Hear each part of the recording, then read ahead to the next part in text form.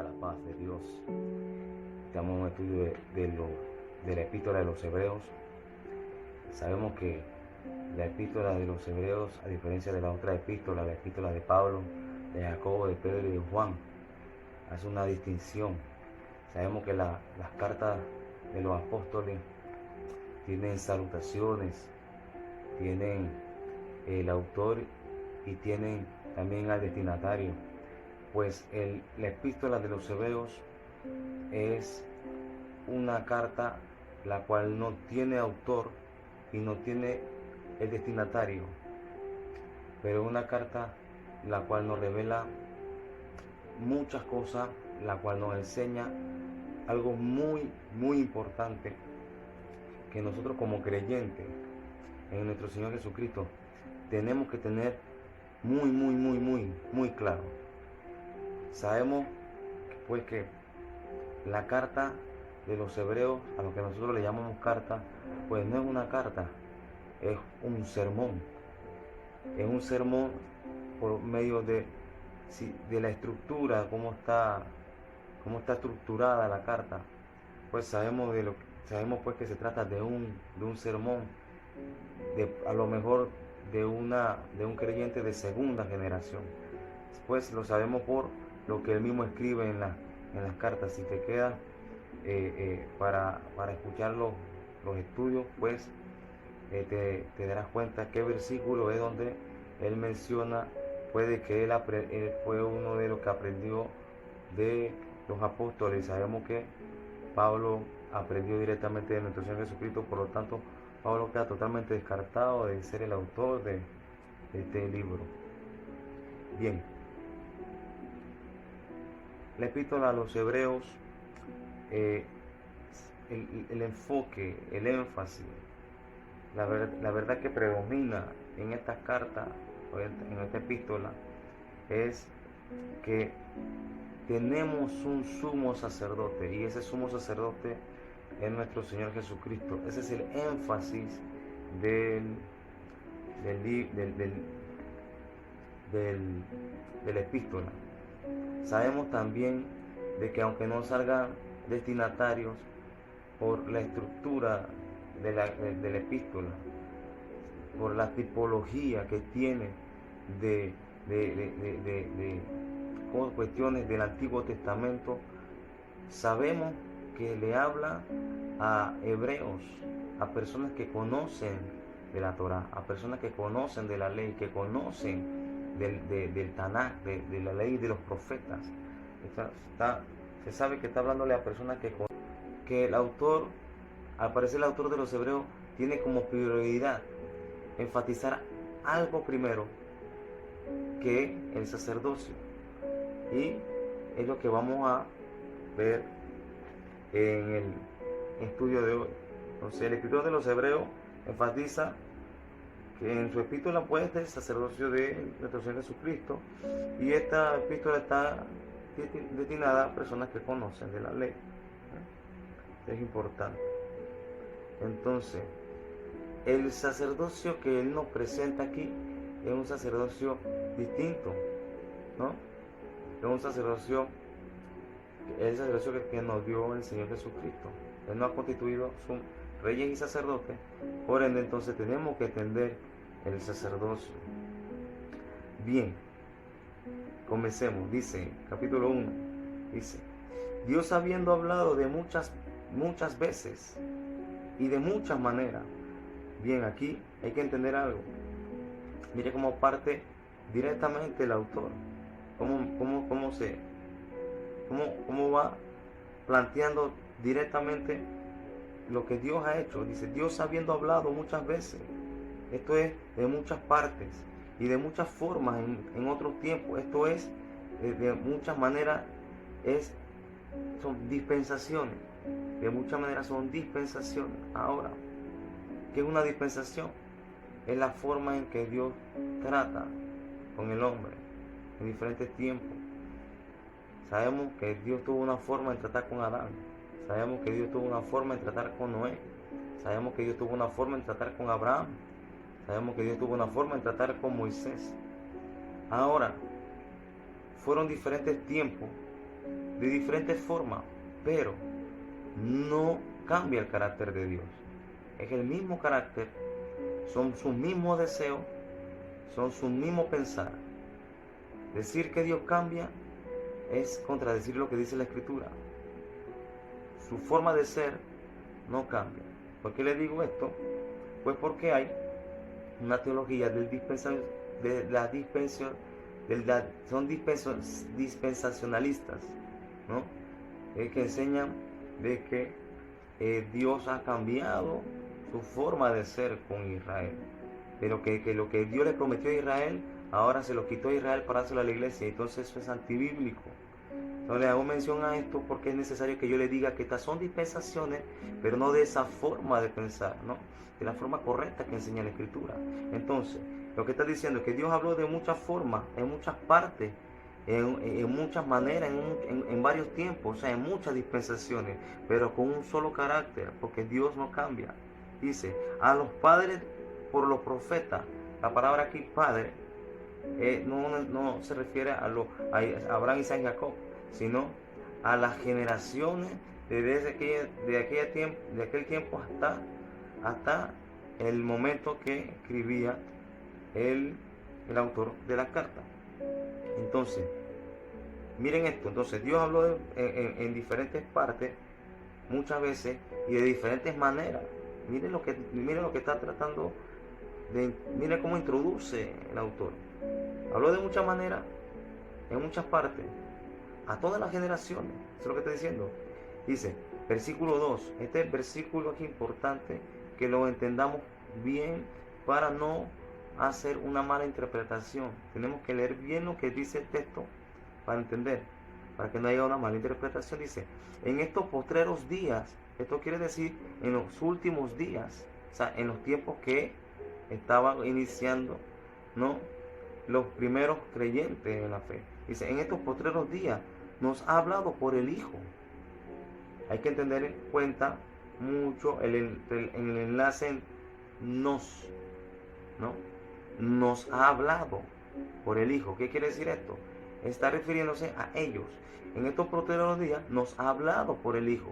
¿Por qué menciono esto? Porque no solamente en ese tiempo habló el Hijo, sino en otros tiempos. Pero aquí está refiriéndose a la carne, o sea, al Hijo, a nuestro Señor Jesucristo hecho hombre. Dice, en estos postreros días nos ha hablado por medio del Hijo. Pero voy a mostrarle a lo que quiere llevar el escritor, ¿no? Va más allá de solamente hablarnos en este tiempo, sino que habló en todos los tiempos. Eso es lo que él va a mostrar más adelante. Pero es necesario entender esto para no malinterpretar y pensar que solamente Dios habló por medio del Hijo en ese tiempo, ¿no? Dice, en estos últimos postreros días nos ha hablado por el Hijo. Esto quiere decir la carne. Aquí está mencionando la humanidad de Jesús, de nuestro Señor Jesucristo. Pero este versículo menciona también algo diferente. Dice, a quien constituyó heredero de todo y por quien asimismo hizo el universo. Ahora está mostrando la divinidad de nuestro Señor Jesucristo. Primero, este versículo muestra sus dos facetas, y es muy importante entenderlo por el fin que va a escribir el autor. Dice, Jesucristo nos habló por medio de Dios nos habló por medio de su Hijo, o sea, hecho hombre en los últimos días, por el cual, dice, a quien constituyó heredero de todo y por quien asimismo hizo el universo. Él te está diciendo, él es hombre, 100% hombre, y es también 100% Dios. Eso es lo que te está diciendo. Este versículo muestra los dos esquemas, ¿no? Las dos naturalezas en las cuales tenía que venir el Mesías. Es muy importante este versículo, entenderlo, para poder entender bien lo que Él quiere transmitir. Entonces Él te está mostrando sus dos naturalezas, la naturaleza como hombre, la naturaleza humana y la divina, ¿no? Que es el que hizo el universo. Eso lo podemos ver en Colosenses capítulo 1. Vemos que en Él subsisten todas las cosas. En el Evangelio de Juan capítulo 1, ¿no? de que el verbo era Dios, el verbo era con Dios y en él fueron hechas todas las cosas, ¿no? Sabemos que nuestro Señor Jesucristo es Dios, pero él está llevando eso al lector. Miren lo que dice, acá en el versículo 3, presta atención, dice, el cual, siendo el resplandor, esta palabra resplandor, el paralelo del griego al hebreo es la palabra soja, que significa brillante. Brillante bíblicamente es revelación. Esta palabra significa revelación. Entonces leámoslo desde esta perspectiva. El cual siendo el resplandor, o el cual siendo la revelación de su gloria. Cuando hablamos de su gloria, tenemos que referirnos a Dios, porque cuando comienza el capítulo dice Dios, o sea que Dios, y relata todo lo que deriva de Dios. Entonces está diciendo, el cual siendo el resplandor o la revelación de su gloria y la imagen misma de su sustancia. La palabra aquí sustancia, esta palabra sustancia significa pararse, tiene dos significados, ¿no? La palabra sustancia tiene dos significados. La primera es pararse sobre y la segunda es sobre. Pararse sobre y la otra es sobre. ¿Qué quiere decir esto? Este es un fundamento. Eso es lo que dice la palabra. Dice, la cual, siendo el resplandor de su gloria y la imagen misma de su fundamento, de su sustancia, o sea, la misma imagen de Dios, la misma sustancia, la sustancia misma de Dios. Y quien sustenta todas las cosas por la palabra de su poder, habiendo efectuado la purificación de nuestros pecados por medio de sí mismo, se sentó a la diestra de la majestad de la altura. Ahora, vean esto. Aquí está introduciendo el propósito de la carta. ¿Por qué? Dice, y quien sustenta todas las cosas con la palabra de su poder, habiendo efectuado la purificación. Recuerden esto. Él está escribiendo a personas que conocen de la ley, conocen del Tanaj, y ellos saben que los únicos que purifican son los sacerdotes. Son los sacerdotes. Y entonces, ¿qué está diciéndole? Que él purificó, dice, habiendo efectuado la purificación de nuestros pecados. Él está introduciendo lo que es el Señor Jesucristo, que es un sacerdote. Pero no se enfatiza solamente en eso, sino en lo que va a continuación. Y dice, y se sentó. Ahora, siempre que vemos la labor del sacerdocio y vemos esta frase, y se sentó, lo vamos a ver dos veces en las cartas, en esta carta, porque esto representa algo, de que la obra fue hecha, la obra culminó, él descansó de su obra, porque él dijo consumado es, él descansó de su obra, o sea, en el sentido de tu salvación. Toda la obra fue hecha y consumada en el Señor Jesucristo. Él purificó por medio de su sangre tu pecado, y él se sentó a la diestra de la majestad del Padre. ¿Qué quiere decir eso? La palabra también nos enseña que nosotros también tendremos ese descanso, entraremos en su reposo. Entonces, esta es una frase que se acompaña cuando la obra está terminada. Él descansó de su obra porque se sentó. Ahora sabemos que la obra está en nosotros por medio de su Espíritu Santo, pero lo que corresponde a tu salvación, Él lo completó, todo fue completo en nuestro Señor Jesucristo. Versículo 4 dice, hecho tanto superior a los ángeles, cuanto heredó más excelente nombre que ellos. Oigan esto, este es el único énfasis de este capítulo. Más excelente nombre que ellos. Ahora, quiero hacer un énfasis en este versículo, quiero enfatizar bien, quiero profundizar en esto para que entiendan lo que el autor de los Hebreos está haciendo.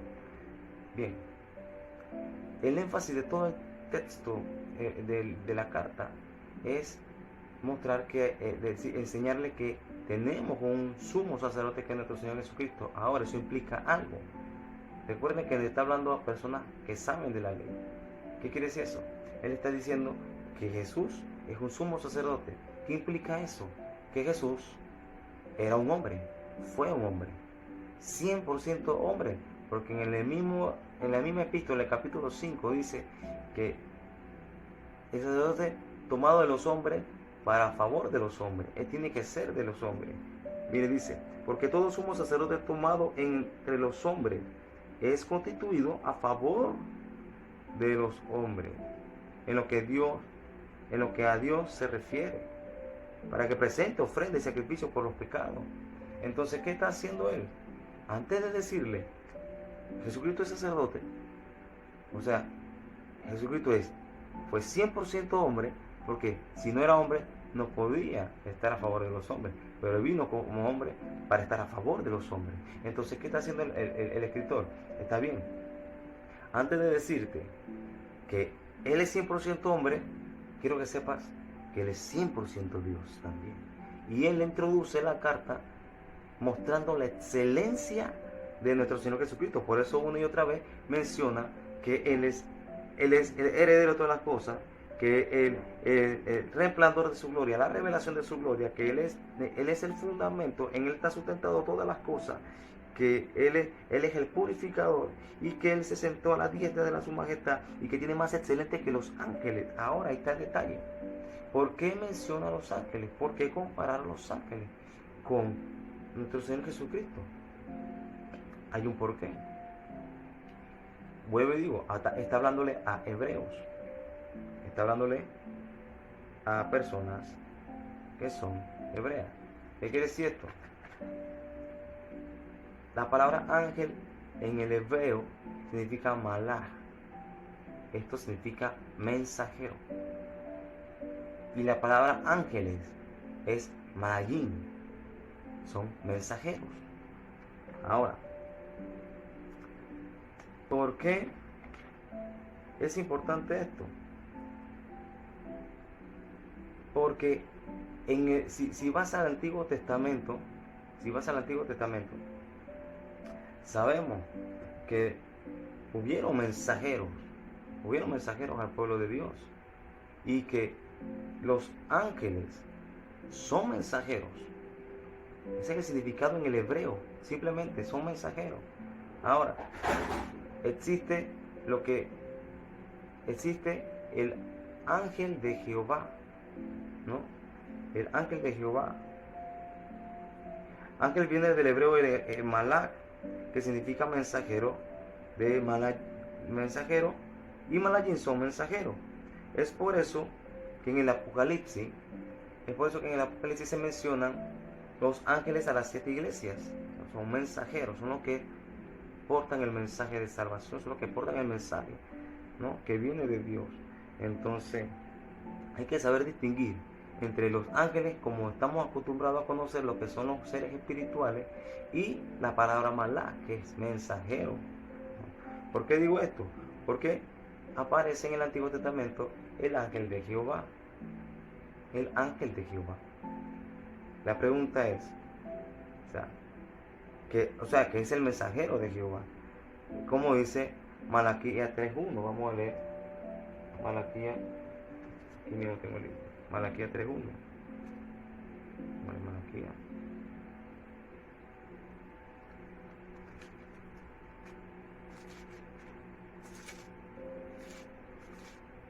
Malaquías 3.1 dice: He aquí yo envío mi mensajero, el cual preparará el camino delante de mí, y vendrá súbitamente a su templo al templo del Señor, a quien vosotros buscáis, y el ángel del pacto, a quien deseáis vosotros. He aquí viene, ha dicho Jehová de los ejércitos. El contexto no tiene, el contexto no estoy hablando del contexto, sino de que se está mencionando el ángel, el mensajero de Dios, el ángel de Jehová, ¿no? ¿Sabe? Entonces, es necesario irse entonces a hacer un viaje a lo que es el Antiguo Testamento para saber de lo que está hablando. Entonces, Éxodo capítulo en el Éxodo capítulo 2, capítulo 23, perdón. 23, versículo 20, dice así: yo envío mi ángel delante de ti, para que te guarde en el camino y te introduzca en el lugar que yo te he preparado. Compórtate delante de él, compórtate delante de él, oye su voz, no le seas rebelde, porque él no perdonará vuestra rebelión, pues mi nombre está en él. Miren lo que está diciendo. O sea, él perdonará, compórtate, por si no, no te perdonará. Y el único que no perdona es Dios. Entonces aquí está diciendo que el ángel de Jehová es Dios. Aquí está diciendo que él lleva su nombre. Entonces, miren lo que dice cuando Jacob encontró al ángel, se peleó con el ángel de Jehová. Dice: entonces Jacob le preguntó y dijo: declárame ahora tu nombre. Él respondió: ¿por qué me preguntas mi nombre? Y llamó Jacob el nombre de aquel lugar Peniel, porque vi a Dios cara a cara y fue librado mi alma. Entonces aquí está mencionando ahora de que él le dice: muéstrame tu nombre, y él le contesta con otra pregunta. Y aquí no hay negación, aquí no hay una indiferencia, aquí no hay un contraste para decir que él no quiso dar el nombre, sino que él le dijo, como le expresó a Felipe, cuando Felipe le dice: muéstranos al Padre y nos basta. Dice: tanto tiempo he estado con usted, Felipe, y no me conoce. Es eso lo que quiso entender, para que por medio de Jacob se diera cuenta de que el que tenía delante era el mismo Dios. Ahora, miren lo que dice Éxodo capítulo 3, versículo 2, dice: entonces el ángel de Jehová se le apareció en una llama de fuego en medio de la zarza. Está hablando a Moisés cuando está en la zarza. Y él miró y vio que la zarza ardía en el fuego, pero la zarza no se consumía. Y dijo Moisés: me desviaré para observar esta gran aparición, porque no se consume la zarza. Y vio Jehová que se desviaba para observar, y Elohim, o sea el Creador, lo llamó de en medio de la zarza y le dijo: Moisés, Moisés. Y él respondió: heme aquí. ¿Qué está diciendo? Dice primero que es el ángel de Jehová, y después dice que es Dios. Entonces está hablando de Dios. Vamos a ver qué es lo que dice en Jueces capítulo 13, versículo 15 en adelante. Dice: Manoa le dijo al ángel del Señor: me gustaría que te quedara hasta que te preparemos un cabrito. Pero el ángel del Señor respondió: aunque me detenga, no probaré nada de tu comida, pero si prepararas un holocausto, ofrécelo al Señor. Manoa no se había dado cuenta de que aquel era el ángel del Señor. Y así le preguntó: ¿cómo te llamas? Para que podamos honrarte cuando tú cumplas tu palabra. Dice: ¿por qué me preguntas mi nombre? Hace lo mismo que Jacob. ¿Por qué me preguntas mi nombre? Hace lo mismo. Entonces, miren lo que dice en el versículo 14. Dice que le dice, hecho tanto superior a los ángeles, cuanto heredó más excelente nombre que aquellos. ¿No? Versículo 5 dice: porque ¿a cuál de los ángeles dijo Dios jamás: mi hijo eres tú? Entonces, ¿qué es lo que está tratando de enseñar el autor de los Hebreos? Bien, ¿quién es el ángel de Jehová? El Señor Jesucristo dice en la carta de Juan, cuando estaba orando, dice: Padre, yo le he mostrado, yo le he revelado tu nombre. Eso lo dice el Señor.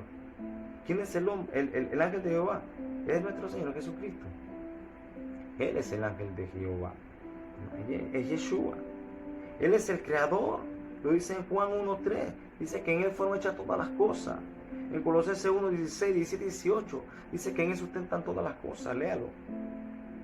Entonces, era necesario que estos hebreos entendieran, para distinguir que el Hijo de Dios no es un mensajero que trae sobre sí algo del Padre, sino que es el mensajero que trae de sí mismo lo que viene del Padre. O sea, Él salió de la boca del Padre. Él es el mensaje. Él es la voluntad. Él es el agrado. Él es su complacencia. Él es el único Hijo engendrado. Eso es lo que está diciéndole ellos. Ustedes dicen porque el Señor Jesucristo fue el último mensajero de Dios. Pero no es un simple mensajero. Él está diciendo, Él no es un ángel más. Él es el mensaje. Él es la revelación. Él es la voluntad del Padre. Él salió de la boca del Padre. La Biblia dice que Él es el lobo y salió de la boca. Y siempre enseño una y otra vez esto. Usted y yo somos lo que hablamos y seremos condenados, seremos juzgados, por lo que hablamos. Porque usted y yo somos lo que hablamos. Dios es lo que habla. Él es lo que habla. Y lo que sale de la boca del Padre es el Hijo, es su palabra. Y nuestro Señor Jesucristo es la palabra. Él es su voluntad. Entonces, Él no es un mensajero que trae algo de alguien más. No. Él no es un profeta más, quien habla de parte de Dios. Tampoco lo es. Él no es un mensajero. Él es el mensaje. Él es la voz audible del Padre. Él no es un profeta más que trae una profecía del Padre. No. Él es la profecía que hablaban los profetas. Esto es el objetivo de este texto. Es enseñarle a distinguir la excelencia de nuestro Señor Jesucristo, que Él es más grande y más elevado que cualquier ángel. Este es el objetivo del texto, ¿no? Entonces hay que saber algo. Tenemos que conocer cómo es nuestro Dios. Habrá una pregunta. ¿Quién es el Creador? ¿El Padre, el Hijo o el Espíritu Santo? Muchos me dirán que el Padre, muchos dirán que el Espíritu Santo, pero la Biblia dice que el Creador es el Hijo. Léalo. La Biblia dice en primera de Juan 1:3, dice que en Él fueron hechas todas las cosas. En Colosenses lo dice y muchas palabras lo enseña que el Creador es el Hijo. Entonces, tenemos por costumbre, el Padre es el Padre eterno. Él es el inmovible, supremo. Él está en su trono. Entonces, ¿qué pasa? ¿Quién reveló al Padre? Nuestro Señor Jesucristo reveló al Padre. Pero antes en el Antiguo Testamento no se le tenía costumbre a decirle a Jehová Padre, sino Jehová. Más no se le podía decir el nombre. Pero hemos agarrado la costumbre de decir que el Padre fue el que hizo las cosas. El Padre envía la palabra. Pero decir que el Padre hizo las cosas es contradecir el título del Padre. Porque el Padre es el que envía, el Padre es el que da el mandato. El Padre es el que da el mandato. Al Padre es el que hay que obedecer. Entonces, ¿quién ustedes creen que fue el que obedeció al Padre para hacer las cosas? ¿Para quién se le apareció a Abraham? ¿Quién se le apareció a Jacob? ¿Quién se le apareció a Moisés? ¿Quién se le apareció a Josué? ¿Quién se le apareció? El ángel de Jehová, el Hijo, el que hace las cosas. Es la acción de Dios. Es lo que está diciendo. Él es la acción de Dios. Él es la acción del Padre. Jehová es el Hijo. Jehová es el Padre. El Espíritu Santo es Jehová. Es un solo Dios. Está mostrando la supremacía de nuestro Señor Jesucristo. Ahora dice, por eso Él dice, porque ¿a cuál de los ángeles dijo jamás, mi hijo eres tú? Yo lo he engendrado hoy. Ahora, la palabra engendrado es dar a luz en hebreo y en griego es generar. Ahora, no está hablando de su origen, sino simplemente de su disponibilidad. No es que el Señor Jesucristo fue creado en ese momento. El Señor Jesucristo nunca tuvo un tiempo de creación. El Hijo fue siempre eterno. Él no tuvo principio, no tiene fin. Él es Dios. Pero aquí está dando la palabra dar a luz. Esto, acuérdense que la palabra luz es nacer.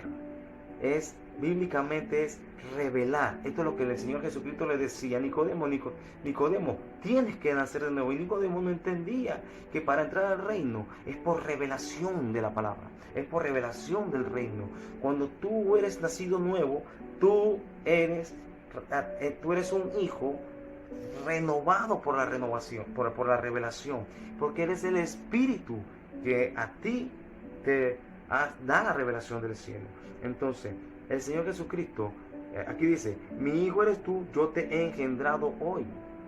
Está hablando de la disponibilidad, o sea, de revelarlo, eso es lo que decían antes, porque Él ha sido la revelación de su gloria. Él es la revelación de su gloria, su palabra, su carácter. Él tiene mayor nombre.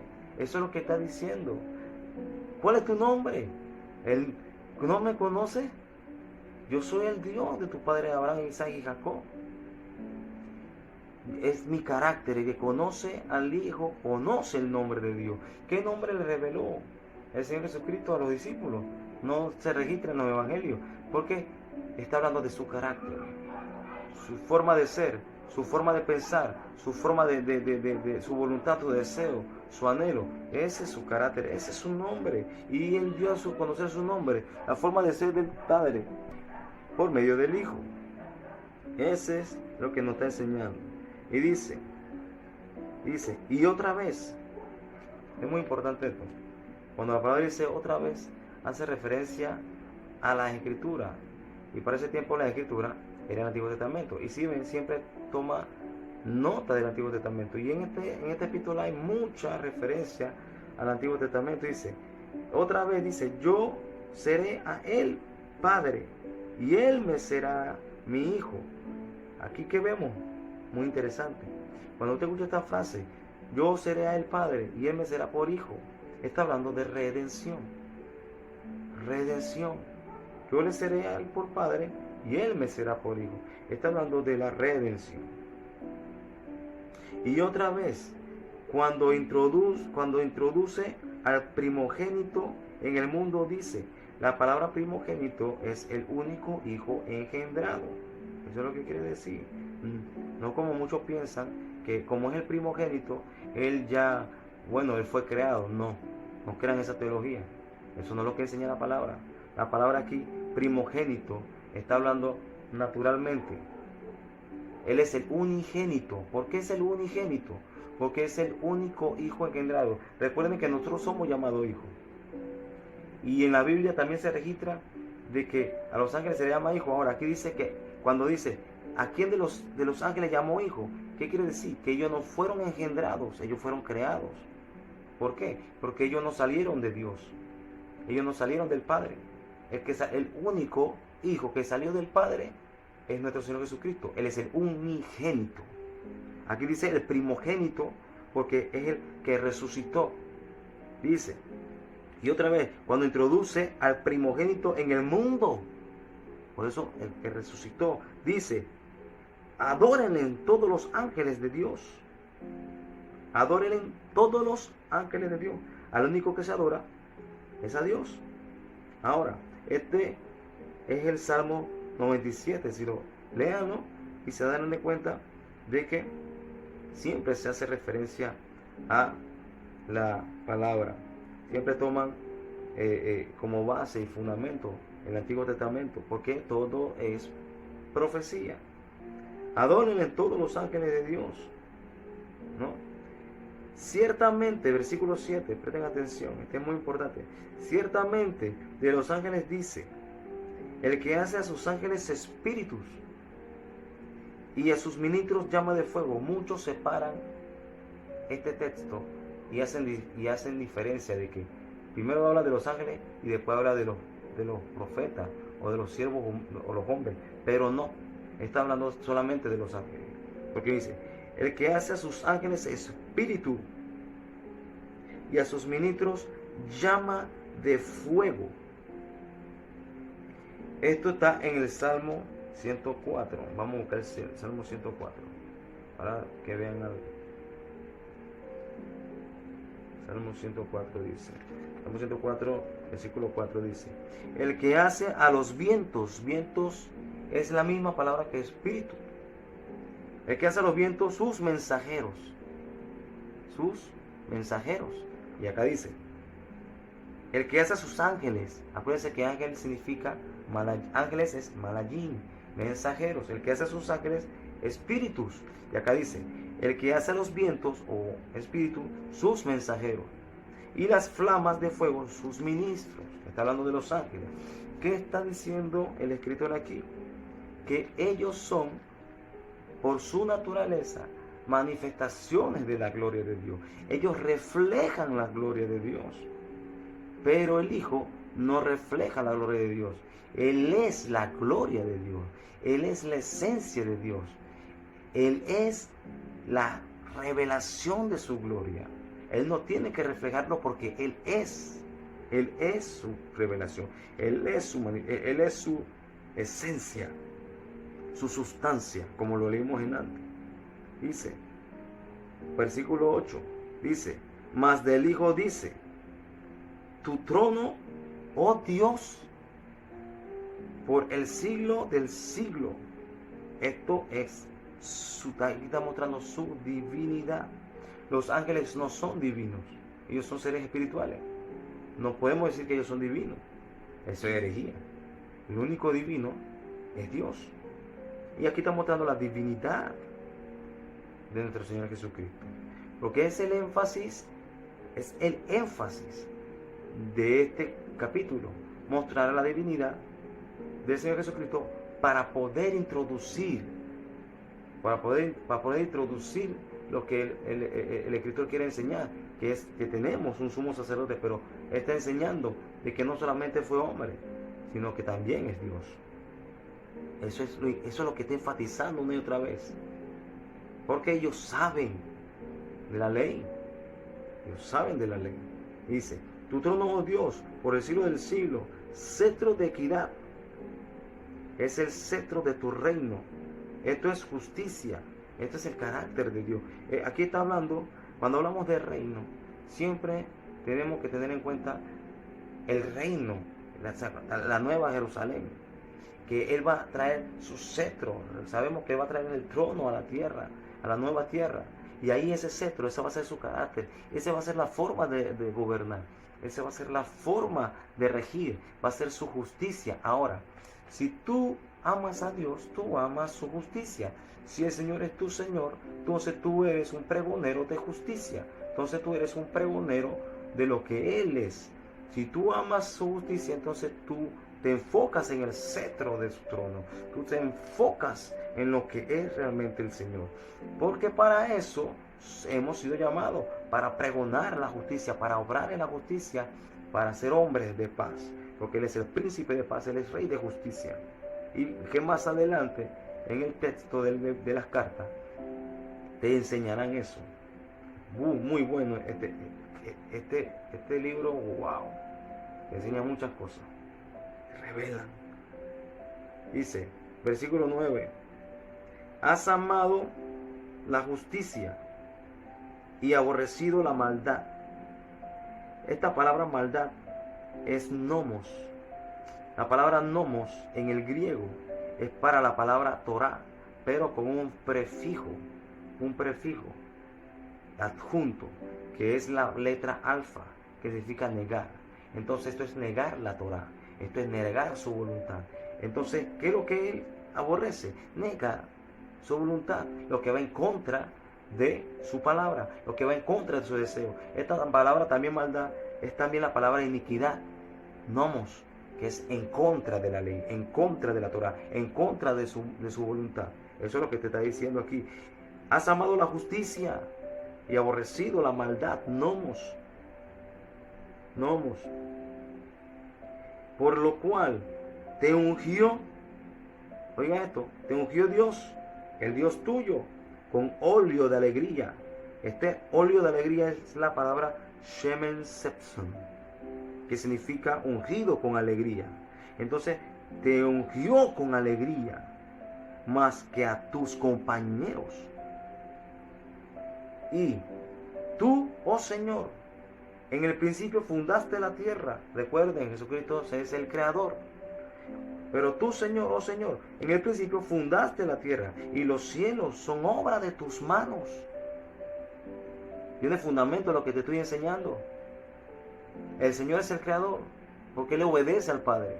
Cuando el Señor es la acción del Padre, Él obedece al mandato que viene del Padre. Ellos, versículo 11, ellos perecerán. ¿Qué perecerán? Lo que estaba anterior, la tierra y los cielos. Ellos perecerán, mas tú permaneces, y todos ellos envejecerán como una vestidura. O sea, eliminada totalmente, dice, y como vestido los envolverás. Esto es como se enrolla o se usa como un trapo. Eso es lo que significa, que se enrolla, se usa como un trapo.